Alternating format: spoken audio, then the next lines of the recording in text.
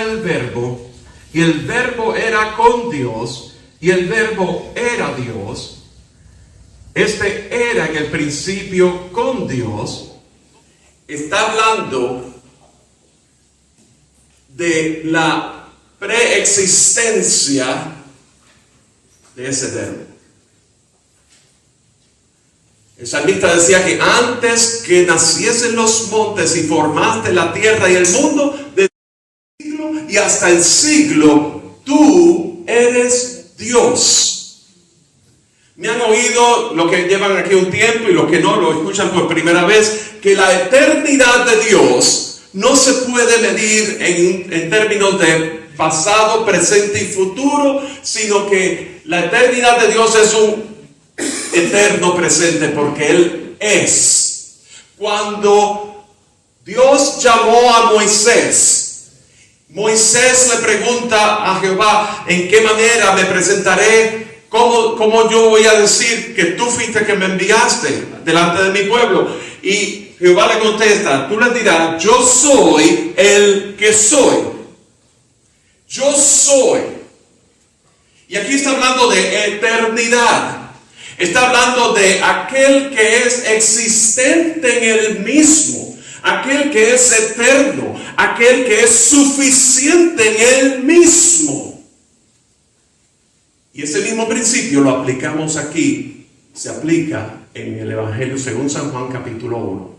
En el principio era el Verbo era con Dios, unidad con Dios, pero lo lleva aún más, y el Verbo era Dios. Dice que todas las cosas por Él fueron hechas. O sea, ese Verbo es creador. Y dice que nada de lo que ha sido hecho fue hecho sin Él. O sea que indispensable en la creación. En Él estaba la vida, y la vida la luz de los hombres. Atributos, habla de atributos, de vida y luz. Pero el pasaje continúa. Hubo un hombre enviado de Dios, el cual se llamaba Juan. Este vino por testimonio, para que diese testimonio de la luz, a fin de que todos creyesen por él. No era él la luz, sino que para que diese testimonio de la luz. Aquel que era en el principio, que era el Verbo, con Dios, y que ese Verbo era Dios, y lo que acabamos de describir de sus atributos, y lo que acabamos de decir acerca de su preexistencia, de su eternidad, de su suficiencia en él mismo, de eso dio testimonio. ¿Quién? Juan. Testimonio, dice que fue enviado de Dios con un propósito.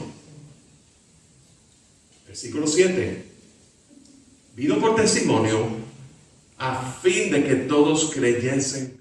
Se nos habla acerca de ese testimonio que ahora está en nuestros corazones, que vino el testimonio de Dios, que vino mediante agua, tipo de la palabra,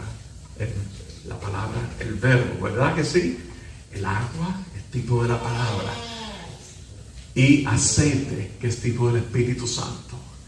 Ese testimonio está en cada uno de nosotros.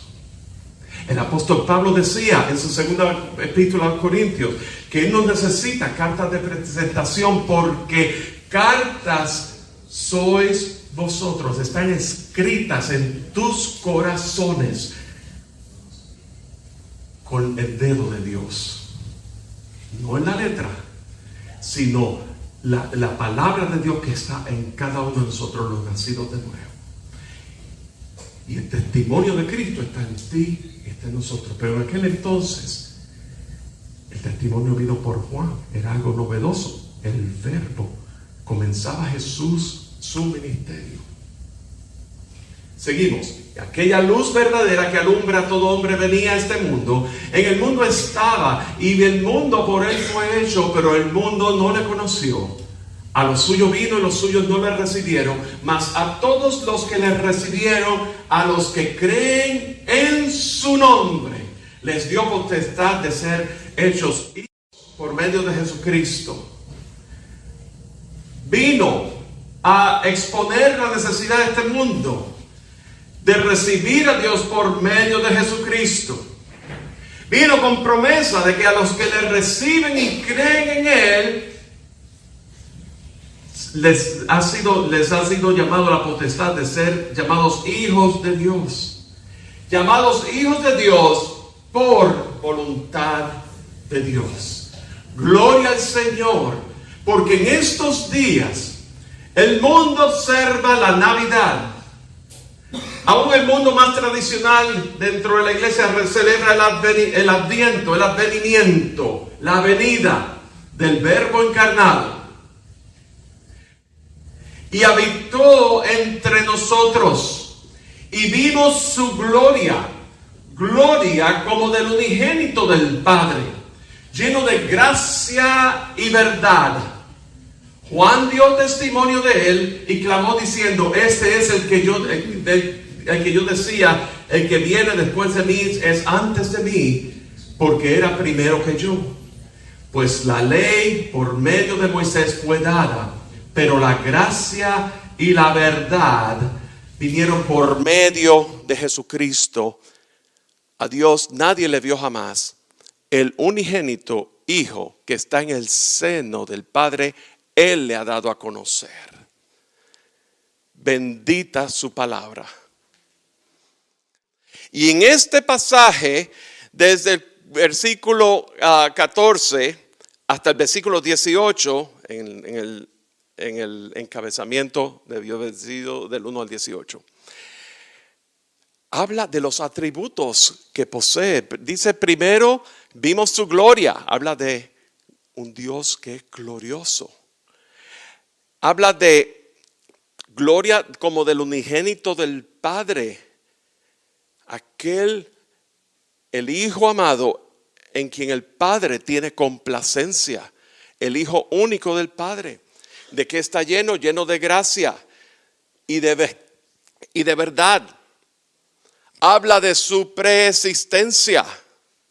Dice que el que viene después de mí es antes de mí.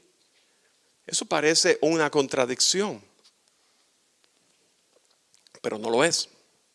Porque si decíamos que en el principio era el Verbo, y el Verbo era con Dios, y el Verbo era Dios, y ahora Juan lo está desdoblando aquí, diciendo que el que viene después de mí, hablando de su encarnación, hablando de su forma humana, es antes de mí, hablando de su eternidad, de su atributo divino.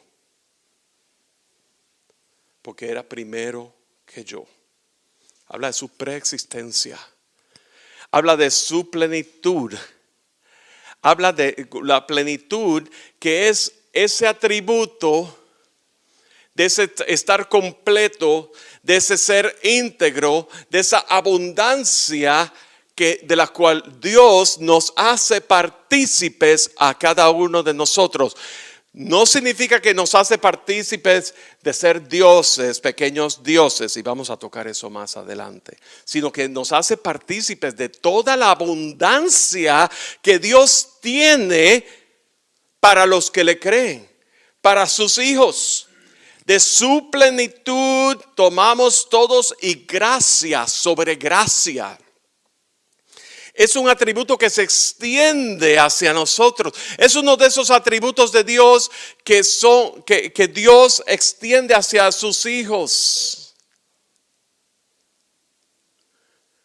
Y luego habla de que la ley le fue dada a Moisés, pero la gracia y verdad, el cumplimiento de la ley.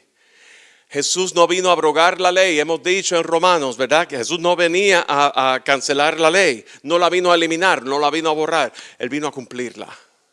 Y Él la cumplió sobre sí mismo.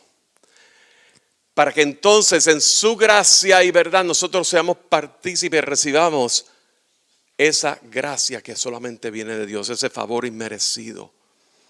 Entonces luego dice el último versículo: a Dios nadie le vio jamás. El unigénito Hijo que estás en el seno del Padre, Él le ha dado a conocer.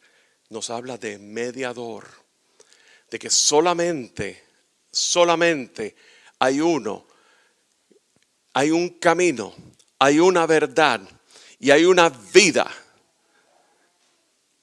que te puede dar acceso al Padre, a Dios. Y ese es Jesús. Vamos a trabajar en el día de hoy sobre la siguiente base. Sin su encarnación no hay redención. Sin su encarnación no hay redención. Me costó mucho trabajo conseguir esto para que rime. Díganlo. Sin su encarnación. Y eso a propósito para que nos los metamos en la cabeza. Era necesario que Él tomara forma humana.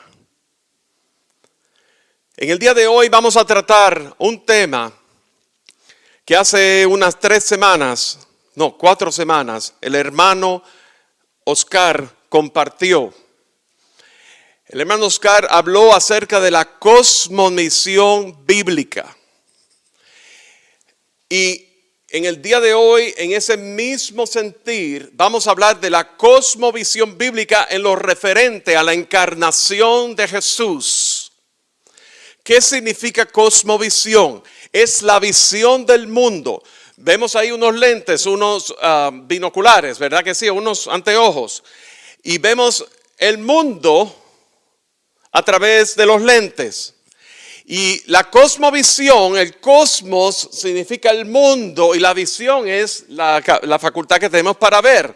La cosmovisión es importante que tengamos una cosmovisión que esté de acuerdo con Dios, que esté de acuerdo con las Escrituras, que esté de acuerdo con el propósito eterno de Dios de reunir todas las cosas en Cristo Jesús. El impacto de nuestra cosmovisión se va a reflejar en nuestra opinión. Tu cosmovisión afecta tu opinión. Tu cosmovisión afecta tus decisiones, ya sean espirituales, a quién vas a adorar o cómo vas a adorar, ya sean económicas, cómo vas a manejar tus finanzas, ya sean familiares, cómo tú vas a tratar con tu cónyuge, con tu esposo, tu esposa, la crianza de tus hijos. Fíjense una cosa, la Biblia tiene miles de pasajes que tienen que ver con el tema de las finanzas y es un tema de mayordomía, de cómo manejamos las finanzas. La iglesia del Señor tiene que conocer cómo manejar sus finanzas, cómo manejar su vida, cómo su vida espiritual ha de ser manejada, cómo su familia ha de ser manejada, cómo tus actitudes se van a reflejar, cuál va a ser en temas políticos, por decir así, no por el presidente o el candidato que sea de la mayor popularidad del mundo, sino por qué es aquello que esa persona, ese candidato está abogando, si está de acuerdo con la cosmovisión bíblica. Y les voy a someter una cosa más. Hay a un pueblo llamado cristiano o que asisten a la iglesia y se autodenominan cristianos, que me atrevo a decir que no son salvos y que no tienen una cosmovisión bíblica. Y la falta de una cosmovisión bíblica te va a llevar al mismísimo infierno, porque todo está enlazado una con la otra. Hay un conocido cantante, cuyo nombre me voy a reservar el derecho, que en los años 70 era una persona que proclamaba el evangelio, una persona que aún salía mucho en la televisión, un actor de telenovelas, pero que con el transcurrir de tiempo su vida personal comenzó a resbalar y aún su cosmovisión también. Y en una entrevista que le hicieron hace varios años, él dijo: yo soy evangélico, yo soy cristiano, pero mucho ojo, el Dios de los budistas hay que respetarlo. El Dios de los musulmanes, hay que respetarlos. El Dios de los hinduistas, hay que respetarlo. El mismo Dios, miren que este es siendo disparate. El mismo Dios se dividió en pequeñas partículas. El un solo Dios se dividió en pequeñas partículas al servicio de las distintas filosofías, distintas religiones. Mucho ojo con eso. Mucho ojo con con la manera que nosotros nos expresamos. Cuando nosotros hablamos del karma, yo te tengo noticias. Si tú eres creyente, nacido de nuevo, y estás hablando del karma, puede ser una de dos cosas. Realmente no has nacido de nuevo, o realmente no lees las escrituras. Porque la Biblia, la doctrina de la gracia de Dios está en total antítesis con el llamado karma. Pero es tan popular y como muchas veces YouTube, la influencia de YouTube, nosotros vemos YouTube, vemos las redes sociales, las dichosas redes sociales, estamos horas viendo Netflix y Netflix es la fuente de referencia para muchos de nosotros aquí. El documental tal los más cual, sin saber cuál es la agenda detrás de ese documental que vieron en Netflix o en Amazon Prime y todas esas cosas. Y entonces vemos cómo nuestra cosmovisión, sí, no, y yo no estoy diciendo que no veamos Netflix, yo tengo Netflix, pero sí les puedo decir una cosa. Dios nos ha dado el discernimiento para que lo ejercitemos. Y el discernimiento tiene que ser de acuerdo a las escrituras. No es el discernimiento de que, en mi opinión, a Dios no le importa tu opinión. Perdóname, suena un poco, ¿verdad? Corajudo decir esto. Pero a Dios no le importa tu opinión, ni la mía tampoco, te conste, la mía tampoco. A Dios lo que importa es lo que Él dice de Él mismo, y lo que Él dice de ti, y lo que Él dice de mí, y lo que dice en su escritura. Eso es lo importante. Y cuando nosotros oigamos algo en cualquiera de estos medios, o algún amigo, compañero de trabajo que por la presión no nos atrevemos a confrontar con la verdad, tenemos que entonces hacer un trabajo más eficiente de buscar en las escrituras, preguntarle. Ustedes, Comunión de Vida es una iglesia, y yo hablo específicamente de Comunión de Vida porque es la congregación que nos ha tocado, pero no es la única, ¿saben? No es la única congregación hispana que reúne estos. Tenemos aquí un equipo pastoral que conoce las escrituras. Y si tú tienes alguna duda, no dudes en llamar a cada una de las personas que estemos aquí en el liderazgo. Porque para eso es que el Señor nos ha puesto. ¿Me doy a entender? La cosmovisión. Si Dios nos puede usar a nosotros para aclarar un poco esa cosmovisión, estamos haciendo algo muy importante. Porque Proverbios 29:18 dice, y lo dice tan pequeño que casi no se lee allí, pero no se lo voy a leer. Dice, donde no hay visión, el pueblo se desenfrena, pero bienaventurado es el que guarda la ley. Entiéndase, el que guarda la palabra. Cuando no hay visión, el pueblo se desenfrena. El pueblo está como en la pelota de billar. Me acuerdo de Miguel, la mesa de billar. La pelota de billar que si tú le das en una y no le das con la dirección que se supone, va a ir a una dirección contraria. Así es cuando no hay visión. Vamos a considerar en el día de hoy, rápidamente, 3 cosmovisiones, dijimos, visión del mundo, principales en el mundo religioso. Básicamente hay 3 en grandes rasgos. Hay muchos tipos de cosmovisiones, pero hay 3 principales. La primera es el teísmo. El teísmo es la creencia en un Dios personal, creador del universo, pero no es parte del universo. Y en ese bando, en ese equipo, por decir así, caemos los cristianos, caen los judíos, el judaísmo y el islam.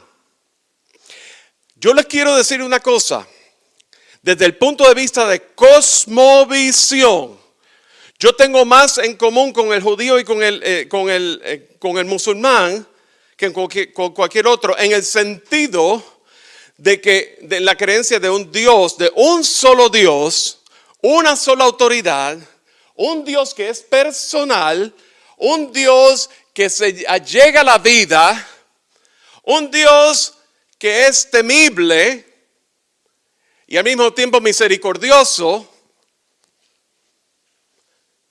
Y hasta ahí tenemos puntos en común y podemos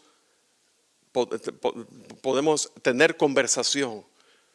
Desde el punto de vista evangelístico, es mucho más fácil tratar con un judío y con un musulmán que con cualquiera de los grupos que vamos a mencionar ahora. Precisamente porque tenemos en común un solo Dios. El segundo grupo se llama panteísmo.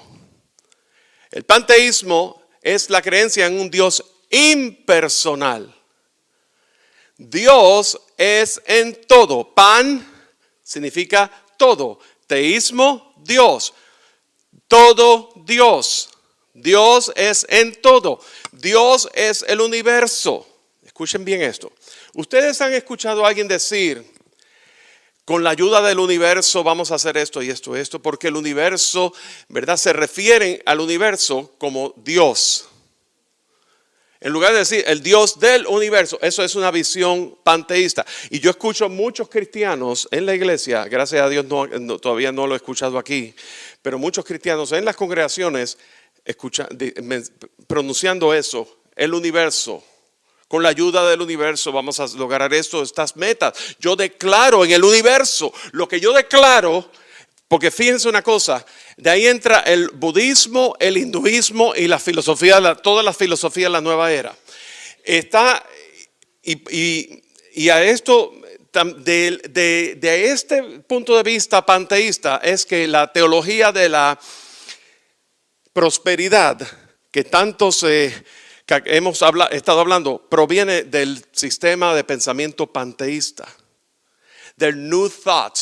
Todo originó con el New Thought, con la primera persona que comenzó con eso se llamaba Norman Vincent Peale, el poder del pensamiento positivo. De ahí Kenneth Copeland, Kenneth Hagin, de ahí los Benny Hinn de la vida, los Cash Luna, los Joel Osteen, por ahí menciona. Y la palabra, ¿saben qué? Yo los menciono por nombre porque el mismo apóstol Pablo los mencionaba también. No mencionaba a Joel Osteen, pero mencionaba a los nombres de su época también. Hay que mencionarlos por sus nombres. Son Joyce Myers, pensamiento panteísta, donde todos ellos han dicho a través de la cadena enlace de que tú eres un pequeño Dios. De que tú eres un pequeño Dios.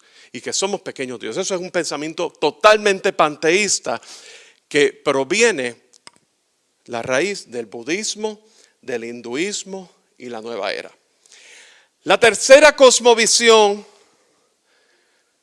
del mundo religioso es el ateísmo, que tanta fuerza ha tomado en estos días.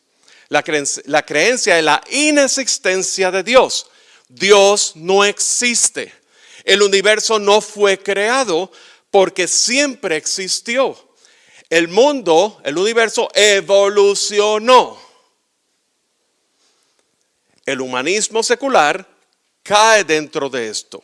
El agnosticismo cae dentro de este tipo de creencia en el sentido, lo que diferencia al agnóstico del ateo es que el ateo te lo dice firmemente, Dios no existe. El agnóstico te dice, yo no sé si Dios existe o no, pero si existe, no es culpa mía, es culpa de Dios porque no me lo mostró. Entonces es más, quizás es hasta más arrogante que el mismo ateo. Porque el ateo, por lo menos, tú puedes tener conversación con el ateo. ¿Me doy a entender?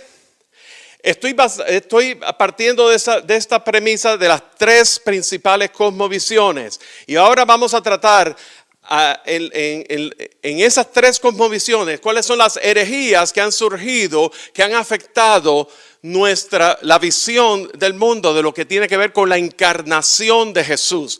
Bueno, el ateísmo es la más fácil, porque el ateísmo te dice Dios no existe, por lo tanto la encarnación es el resultado de una idea creada por las religiones organizadas. Eso es lo que dice un ateo. La encarnación es una ficción. Eso te lo va a decir un ateo. Sí, esa es la más fácil. Ahora, El panteísmo, aquí la cosa se complica, porque el panteísmo, y todo esto se lo voy a compartir después, habla de la reencarnación del karma y el maya. El panteísmo habla de que Jesús era una de las 10 encarnaciones del dios Vishnu. El pecado mayormente es entendido como ignorancia, o sea que el pecado no existe. Está el sistema de castas, eso es directamente el hinduismo. El sistema de castas es que si tú haces buenas obras en este mundo aquí, tú cuando vas a reencarnar, tú vas a reencarnar sobre una persona con una casta de mayor jerarquía. Si tú haces malas obras en este mundo, vas a reencarnar sobre una casta de menor jerarquía, o puede ser que hasta sea de un criminal o de prostituta o lo que sea, porque es de acuerdo a cómo tú te comportas en este mundo. Y entonces, el sistema de castas entiende que se reencarna directamente en las vacas son sagradas allá, por eso es que los hindúes no comen carne de vaca. El pecado es mayormente entendido como ignorancia. El nirvana, que eso tiene que ver con el budismo, es el estado más alto del ser, un estado de existencia pura. El nirvana, eso es un sistema budista que busca ese estado de acuerdo a tus buenas obras aquí, tú estás más cerca de ese punto de lo que es el nirvana. Solo hay una vida ética y el valerse de la meditación hacia seres exaltados para la esperanza de alcanzar tal vez, la iluminación y eventualmente el nirvana. Para pagar la vasta acumulación de deuda del karma, uno tendría que pasar a través de un número de reencarnaciones, según el hinduismo. En otras palabras, todo esto se resume en una cosa. Todo está orientado a tus obras, cuán bueno, cuán malo tú eres, cuán generoso tú eres, cuántas obras tú estás haciendo. Por lo tanto, no hay una necesidad de un Salvador que venga al rescate de los pecados condenables. Eso es el panteísmo, lo que entiende el panteísmo. Ahora bien, dentro del teísmo también hay herejías. ¿Saben lo que es una herejía, verdad? Herejías son errores doctrinales o disparates o cosas, ¿verdad?, que van en contra de lo que dice las Escrituras. Algunas de las herejías comunes en torno a la encarnación de Jesús se encuentra en el arrianismo, que viene de un sacerdote en Alejandría, hoy día Turquía, que se llamaba Arrio, allá para el año 300 después de Cristo. Y estamos hablando de que estas ideas hoy día han mutado en otras filosofías y religiones presentes en la actualidad, pero que no se originan aquí, se originan de esto. Y aunque estas personas entran en lo que es el teísmo, el arrianismo entiende, los que siguen el arrianismo dicen que Jesús fue un ser creado con atributos divinos, pero no era Dios en y por sí mismo. Jesús, o sea, el arrianismo niega totalmente la encarnación, el nacimiento virginal de Jesús. ¿Me siguen hasta aquí?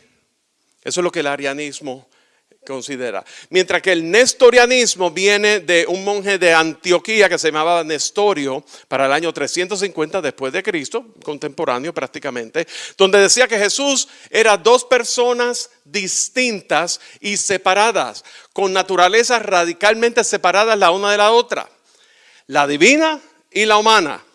O sea, reconocía que Jesús tenía una naturaleza divina y una humana, hasta ahí, pero el error era que Jesús era dos personas, como un Jesús esquizofrénico, con una dualidad de personalidad,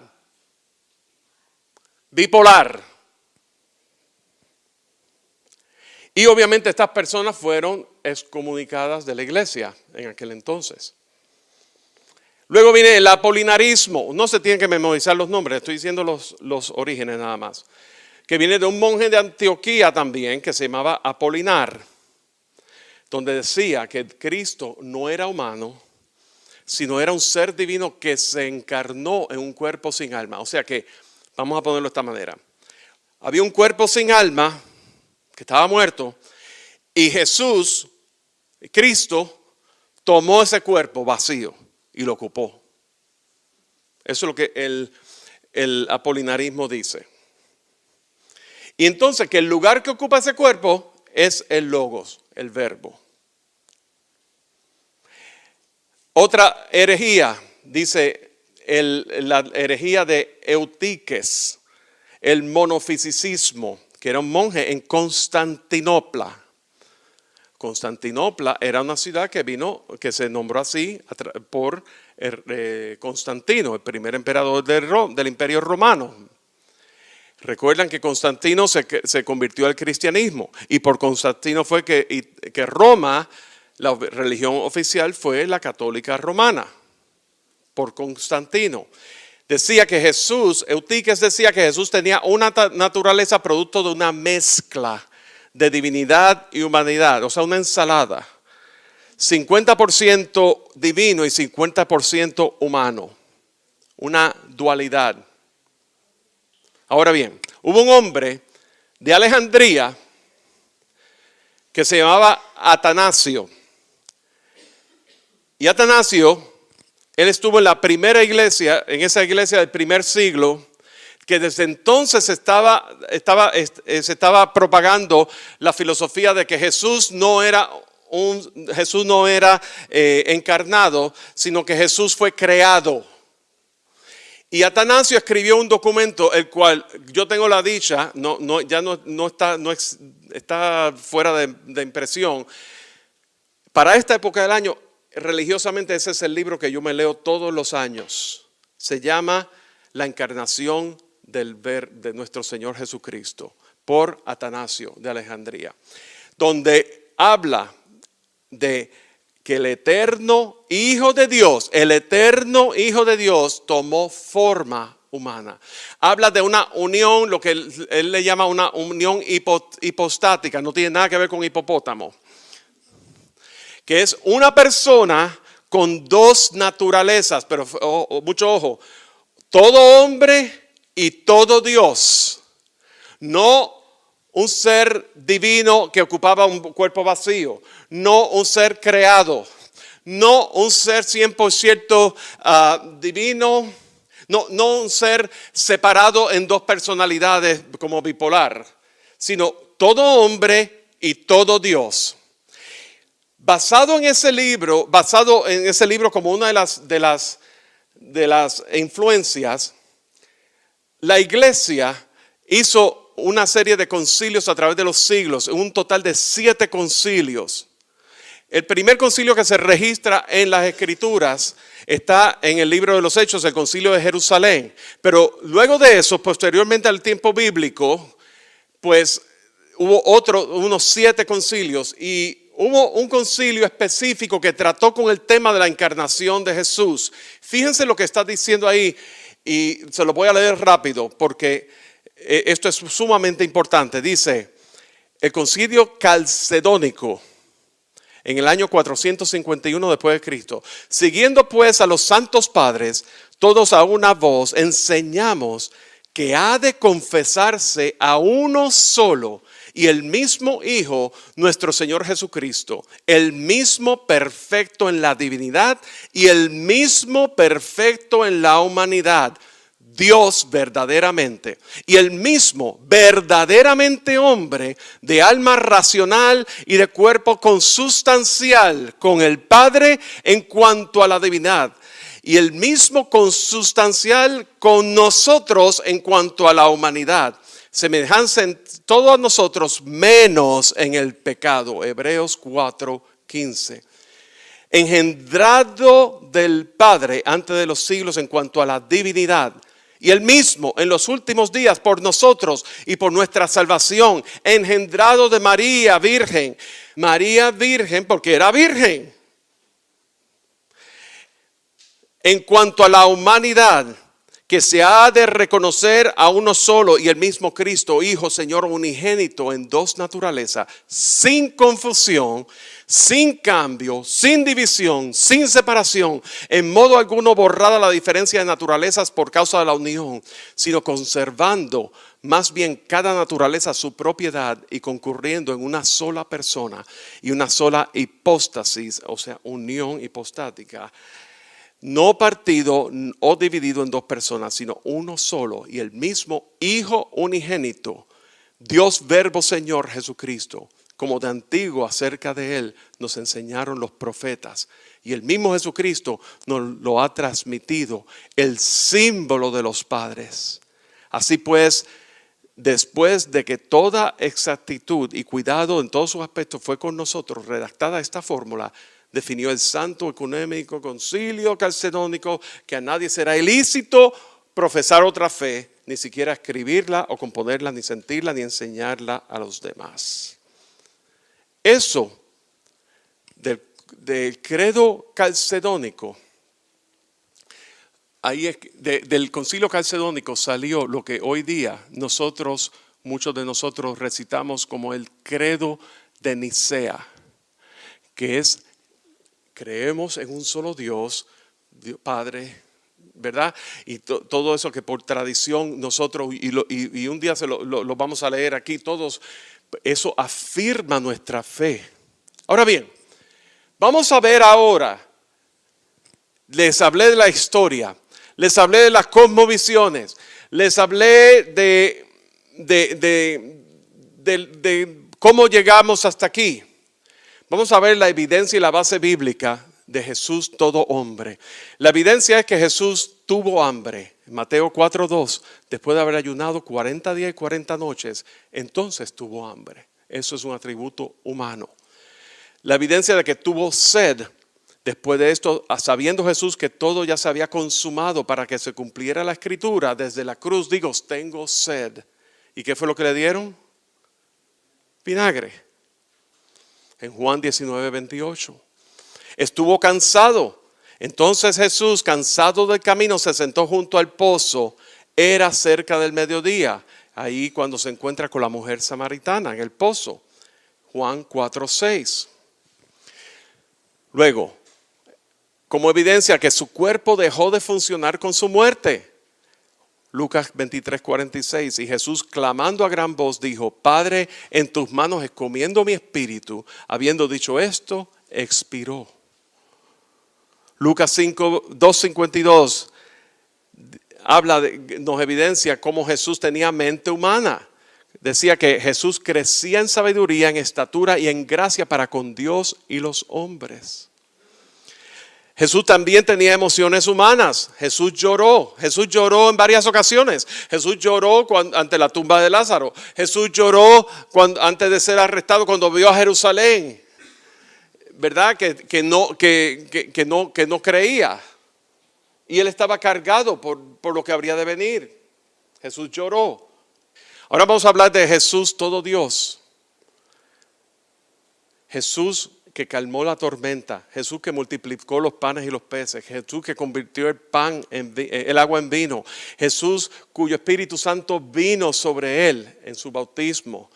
Nos habla de su omnipotencia, de que Él es todopoderoso. Eso es un atributo de Dios. Nos habla de su omnisciencia, de que todo lo conoce. Jesús conocía lo que había dentro de los pensamientos de los fariseos aún sin que ellos abrieran la boca. Jesús conocía lo que había en el hombre, la condición del hombre. Jesús todo lo conoce. Así como Dios es omnisciente, toda la divinidad del Padre, Hijo, Espíritu Santo es omnisciente. Jesús todo lo conoce. Su omnipresencia es la facultad de poder estar en todo lugar a la vez. Jesús dijo en Mateo 18:20, donde hay dos o más reunidos en mi nombre, ahí estoy yo. También habla de su soberanía divina. En su soberanía divina Jesús perdonó de pecados, Jesús dio salvación, Jesús dio vida eterna. En adoración, imagínense, si Jesús no fuera Dios, Entonces, todos esos ejemplos de adoración que vemos en la Escritura, que comenzando en Mateo 2:11, cuando los magos se postraron y le adoraron, cuando los discípulos le adoraron aquella vez que Jesús vino caminando sobre el mar y entró en la barca y realmente se dieron cuenta que era Jesús y ahí le adoraron. Luego de su resurrección, algunas mujeres le vieron a Jesús resucitado y le adoraron. Jesús en Apocalipsis 19:20 dice que es digno de ser adorado. En Filipenses 2:9-11, hablando de haya pues este mismo sentir que hubo en Cristo Jesús, el cual no tomó su condición al ser igual a Dios como cosa que aferrarse, sino que tomó forma de siervo, y que por esto, en base a eso, el Padre le exaltó. Porque le exaltó y le dio un nombre que es sobre todo nombre, para que todo en ese nombre se doble toda rodilla y toda lengua confiese que Jesucristo es el Señor. Luego en Hebreos 1:6, adórenle los ángeles, que eso es otra cosa también. ¿Cuántos cristianos le rinden culto a los ángeles? Y yo tengo una cosa que decirles. El apóstol Pedro habló que las cosas que por su gracia nos han sido concedidas a nosotros en Cristo Jesús son cosas que anhelan admirar los ángeles. A ti te ha sido dado en Cristo Jesús. Si tú has nacido de nuevo y si tú has realmente, Jesús vive en ti, el Espíritu Santo mora en ti, ¿verdad? A ti se te ha dado la revelación de Cristo Jesús, de la gracia de Dios en la persona de Cristo Jesús. Dice que son cosas que aún los ángeles anhelan admirar. Y esos mismos ángeles son los que le adoran en Hebreos 1:6. En su resurrección, Él venció la muerte. Sin su encarnación no hay redención. Su sacrificio sustituto tenía que ser en condición humana.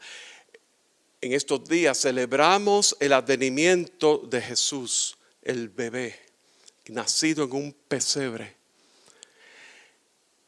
Y ese bebé, nacido en ese pesebre, en unas condiciones infrahumanas,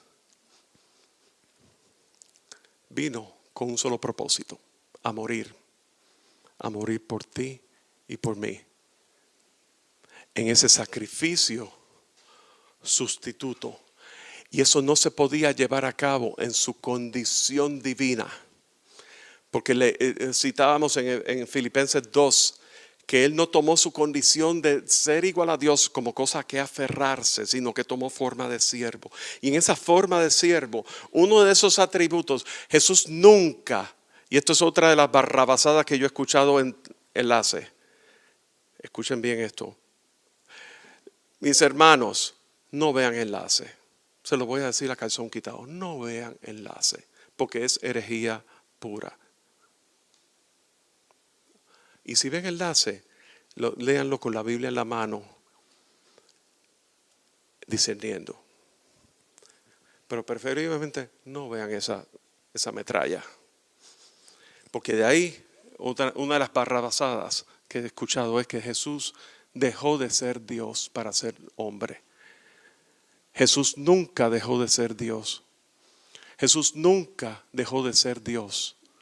Jesús, Él se despojó, no de su divinidad, se despojó de ciertos atributos que solamente en su ser divino podían. Y era necesario para entonces poder cumplir el propósito redentor. Y uno de ellos era, como Dios, Él no podía, Dios no muere, Dios está vivo. El único que dijo que Dios ha muerto fue Friedrich Nietzsche. Pero Dios no puede morir. Jesús tenía que despojarse de esa facultad para tomar forma humana, porque como humano, en su condición humana, Versículo 10, capítulo 2 de Hebreo. Convenía a aquel por cuya causa son todas las cosas y por quien todas las cosas subsisten, que habiendo de llevar muchos hijos a la gloria, perfeccionase por aflicciones al autor de la salvación de ellos. 1 Corintios 15, 21, por cuanto la muerte entró por un hombre, también por un hombre la resurrección de los muertos. Sí, Jesús como hombre tuvo la facultad de morir, pero como Dios, Él tuvo la facultad de vencer la muerte en su resurrección. Y eso es lo que lo hace distintivo. Jesús, mediador, tenía que ser en condición humana. Porque solo hay un Dios y un mediador entre Dios y los hombres, Jesucristo hombre. Su obediencia, Él se hizo obediente como hombre. Así que por la transgresión de uno vino la condenación a todos los hombres. De la misma manera por la justicia de uno vino a todos los hombres la justificación de vida. Porque así por la desobediencia de un hombre los muchos fueron constituidos pecadores. Así también por la obediencia de uno los muchos serán constituidos justos. Por su obediencia Él se sometió al Padre. Por eso que Jesús oraba en Getsemaní, si fuera posible pase de mí esta copa, pero no se haga mi voluntad, se haga la tuya. Haya pues en vosotros este sentir que hubo también en Cristo Jesús, ya lo citamos, ¿verdad? Sin su encarnación no hay redención. Ese bebé que vino en un pesebre, Jesús que vino en un pesebre en forma de bebé, es el Dios Salvador, cuyos pastores vinieron a adorarle, los magos vinieron a adorarle. Aún Él tenía que salvar, ¿saben qué? Él tenía que salvar aún hasta su propia madre. Esa misma madre que lo cargó, esa misma madre que lo llevó en sus brazos, aún Él era el Salvador de su madre María. Bendito el Señor. Y Él es tu Salvador.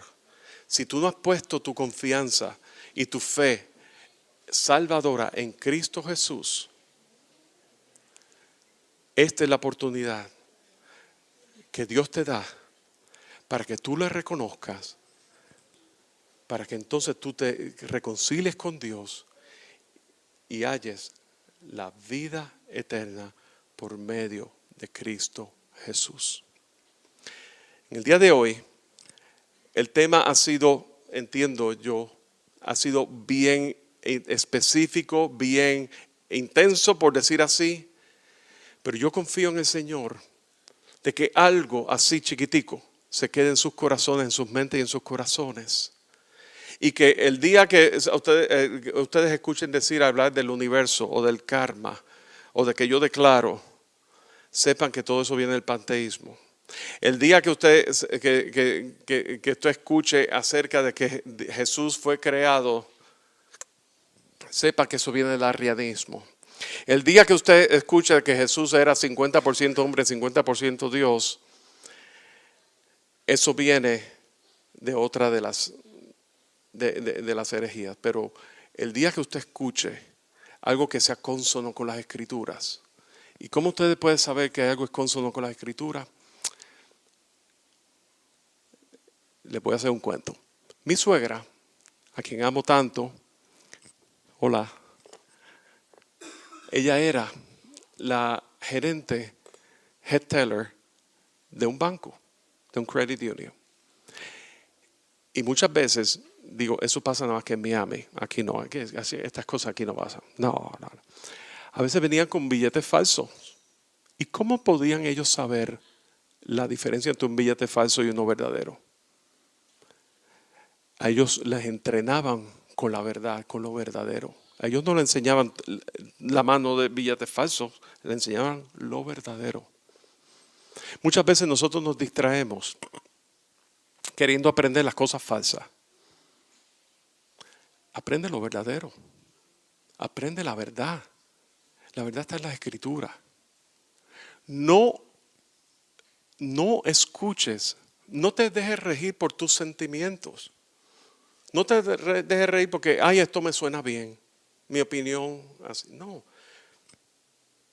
Discierne, y tú disciernes con la verdad en las Escrituras. Y el Espíritu Santo te va a recordar la Escritura ahí mismo. El Espíritu Santo, tú te llenas de la Escritura, tú te llenas de la palabra de Dios. El Espíritu Santo, en el momento que tú escuchas algo que, billete falso, el Espíritu Santo enseguida te va a recordar la Escritura y te lo va a traer en perspectiva, te va a traer a la verdad te va a hacer libre.